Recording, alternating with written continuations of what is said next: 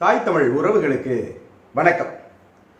தொடர்ச்சியா திமுக ஒரு ரவுடித்தனமான ஒரு கட்சி அப்படிங்கிறத மறுபடியும் நிரூபிக்கிற மாதிரி தான் பாபநாசம் அனீஸ் பாத்திமாவுடைய அந்த தாக்குதல் கூட இருக்கு. அதையெல்லாம் கூட ஒரு வகையில் நம்ம ஏற்றுக்கலாம். சரி, திமுகனா இதுதான் அப்படி நமக்கு தெரியும். ஆனால் இந்த கிறிஸ்துவ இஸ்லாமிய மக்கள் எதற்காக அவங்களை ஆதரிக்கிறாங்கிறது தான் மிகப்பெரிய ஆச்சரியமா இருக்கு. ஒரு கட்சி அரசியலா அது வந்ததிலிருந்தே இன்றைக்கு வரைக்கும் ரவுடிசம், கட்ட பஞ்சாயத்து, கொலை, கொள்ளை, கற்பழிப்பு, போதைப் பொருள் கடத்தல் எல்லாமே நடக்குங்கிறது அது ஒரு அரசியல் கட்சி. சரி, ஆனால் கிறிஸ்துவ இஸ்லாமிய மத தலைவர்கள் இதை எந்த வடிவத்தில் பார்க்குறாங்கிறத நம்மளால பொறுத்துக்கவே முடியாத அளவுக்கு அது இருக்கு. இப்போ பாருங்க, அனீஸ் பாத்திமா, சரி நீங்கள் விடுங்களேன், நீங்கள் மனிதமாக பார்க்க வேண்டாம், ஒரு பெண்ணுன்னு நீங்கள் பார்க்க வேண்டாம், ஒரு பெண் கர்ப்பிணி பெண்ணாக இருந்தா அப்படின்னு கூட நீங்கள் பார்க்க வேண்டாம். ஆனால் ஒரு இஸ்லாமிய பெண்ணா கூட பார்ப்போமே. இப்போ நீங்கள் திரைப்படங்களில் பாருங்க, ஐயா மணிரத்னம் படத்தில் அந்த பர்தாவை அப்படி பம்பாய் அப்படிங்கிற படத்தில் அவங்க உதறி விட்டுட்டு போன உடனே அந்த இயக்குனர் மீது நமக்கு கோவம் வருது. அதுக்காக அந்த கோவம் வரக்கூடாதுன்னு சொல்லலை, அந்த இயக்குனர் மேலே கண்டிப்பாக அது வந்துதான் ஆகணும். ஏன்னா அவர் அதுக்காகவே உருவாக்கப்பட்டவர், அதில் மாற்று கருத்து இல்லை. ஆனால் அந்த அளவிற்கு ஒரு திரைப்படத்தில் கூட பர்தாவை இழுத்து போட்டு போகிறத கண்டிக்கக்கூடிய இஸ்லாமிய மக்கள், இஸ்லாமிய மத தலைவர்கள் ஒரு பர்தா அணிந்த பொண்ணை கர்ப்பிணி பெண்ணை காலால் எட்டி உதைச்சிருக்கான் ஒரு திமுக ரவுடி.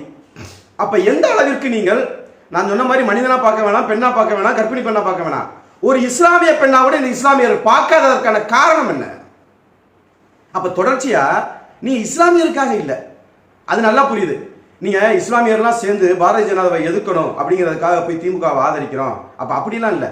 வேற ஏதோ ஒரு விஷயம் இருக்கு. திமுக அண்டி ஒண்டி பிழைக்க, 4 சீட்டு 5 சீட்டை வாங்கிக்கிட்டு நிற்க.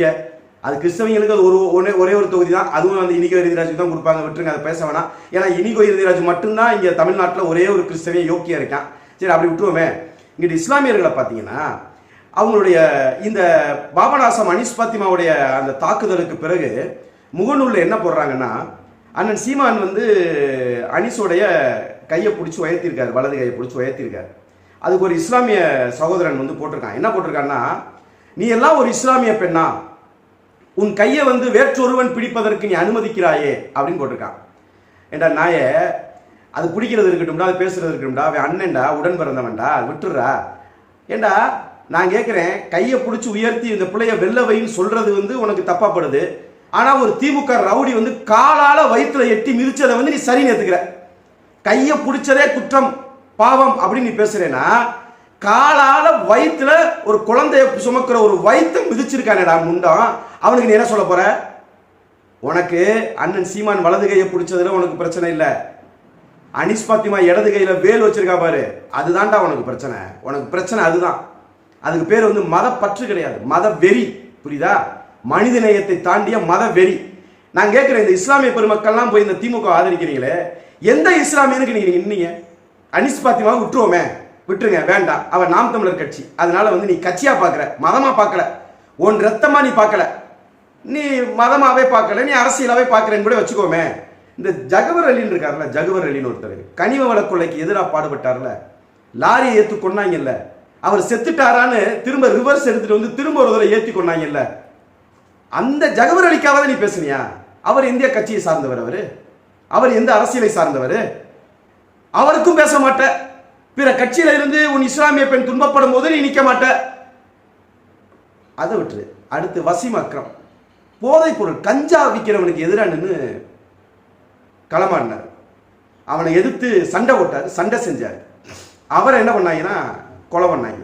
அதுவும் எப்படின்னா, தன்னுடைய 7 வயது மகனை கையில பிடிச்சிக்கிட்டு பள்ளிவாசலுக்கு போய் தொழுதுட்டு வரும்போது, சிந்திச்சு பாரு, நீ இஸ்லாமியா போய் திமுக ஆதரிக்கிற, இன்னைக்கு வரைக்கும் இஸ்லாமியருக்கு எது நடந்தாலும் கண்டுக்காம இருக்க. ஆனா கையை பிடிச்சிட்டு 7 வயது பையனை, மகனை கையை பிடிச்சிட்டு போனவனை, பள்ளிவாசல்ல இருந்து போனவனை கொலை பண்ணாங்க.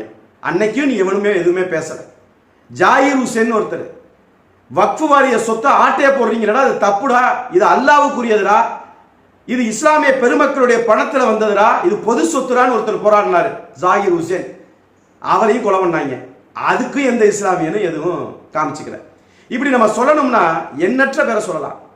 ஜாஃபர் சாதிக்கு 3500 கோடி போதைப் பொருள், 3500 கிலோ, 2000 கோடி மதிப்புள்ளது. சர்வதேச கடத்தல் மன்னன், போதைப்பொருள் கடத்தல் மன்னன் சொன்னாங்க. அதையாவது கண்டிச்சியானா அவனை பாதுகாக்கிற. அப்ப இந்த நாட்டின் வளம், இந்த நாட்டின் வளமை, ஒரு நல்ல அரசியல் பிறந்தரும் நிற்கிற இஸ்லாமிய பெருமக்களுக்கு ஏதாவது நடந்தா வாய் மூடி மௌனம் காக்கிற இஸ்லாமிய பெருமக்களே, குறைந்தபட்சமா அந்த சாஃபர் சைட்டுக்காகவாது நீங்க பேசியிருக்கணும்ல. ஆமாம், அவன் செய்த தவறுனாவது பேசியிருக்கணும்ல. சரியை சரி என்றும் சொல்வதல்ல, தவறை தவறு என்றும் சொல்வதல்ல. இது என்ன நிலைப்பாடு? இதை அல்லாஹ் ஏற்பாடு நீங்க நினைக்கிறீங்களா? கர்ப்பிணி பெண்ணை உதைத்த அந்த கால்கள் உங்க கண்ணுக்கு தெரியல. ஒரு சகோதரியாக அந்த பிள்ளையை படிக்க வைத்து திருமணம் செய்து கொடுத்து நீங்கள் செய்யாத வேலையை அண்ணன் சீமான் செஞ்சிருக்கார். அந்த குழந்தைக்கு தன் பிள்ளையாக, தன் தங்கையாக ஏற்றவருடைய கையை, கரத்தை பிடித்த அந்த கரம் உன்னுடைய கண்ணுக்கு தெரியுது.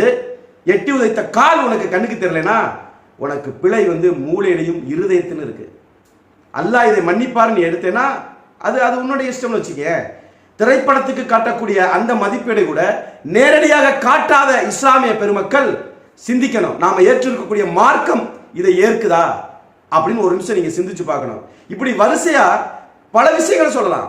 இன்றைக்கும் இஸ்லாமிய சிறைவாசிகள் சிறையில் இருக்கிறாங்க.